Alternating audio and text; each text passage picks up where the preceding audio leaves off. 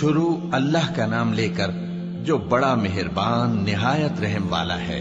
لوگوں کا حساب اعمال کا وقت نزدیک آ پہنچا ہے اور وہ غفلت میں پڑے اس سے منہ پھیر رہے ہیں۔ ان کے پاس کوئی نئی نصیحت ان کے پروردگار کی طرف سے نہیں آتی مگر وہ اسے کھیلتے ہوئے سنتے ہیں۔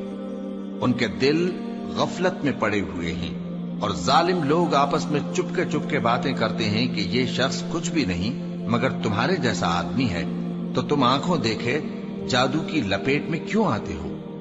پیغمبر صلی اللہ علیہ وآلہ وسلم نے کہا کہ جو بات آسمان اور زمین میں کہی جاتی ہے میرا پروردگار اسے جانتا ہے اور وہ سننے والا ہے، جاننے والا ہے۔ بلکہ ظالم کہنے لگے کہ یہ قرآن پریشان باتیں ہیں جو خواب میں دیکھ لی ہیں۔ نہیں، بلکہ اس نے اس کو اپنی طرف سے بنا لیا ہے۔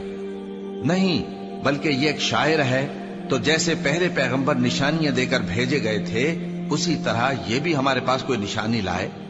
ان سے پہلے جن بستیوں کو ہم نے ہلاک کیا وہ ایمان نہیں لاتی تھیں، تو کیا یہ ایمان لے آئیں گے؟ اور ہم نے تم سے پہلے آدمی ہی پیغمبر بنا کر بھیجے جن کی طرف ہم وہی بھیجتے تھے۔ اگر تم نہیں جانتے تو جو یاد رکھتے ہیں ان سے پوچھ لو۔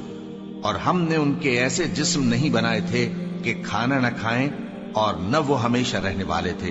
پھر ہم نے ان کے بارے میں اپنا وعدہ سچا کر دیا تو ان کو اور جس کو چاہا نجات دی اور حد سے نکل جانے والوں کو ہلاک کر دیا۔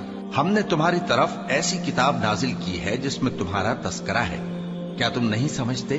اور ہم نے بہت سی بستیوں کو جو ظالم تھیں پیس ڈالا اور ان کے بعد اور لوگ پیدا کر دیے۔ جب انہوں نے ہمارے عذاب کو دیکھا تو لگے اس سے بھاگنے۔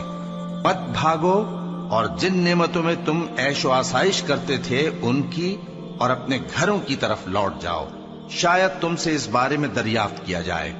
کہنے لگے ہائے شامت، بے شک ہم ظالم تھے۔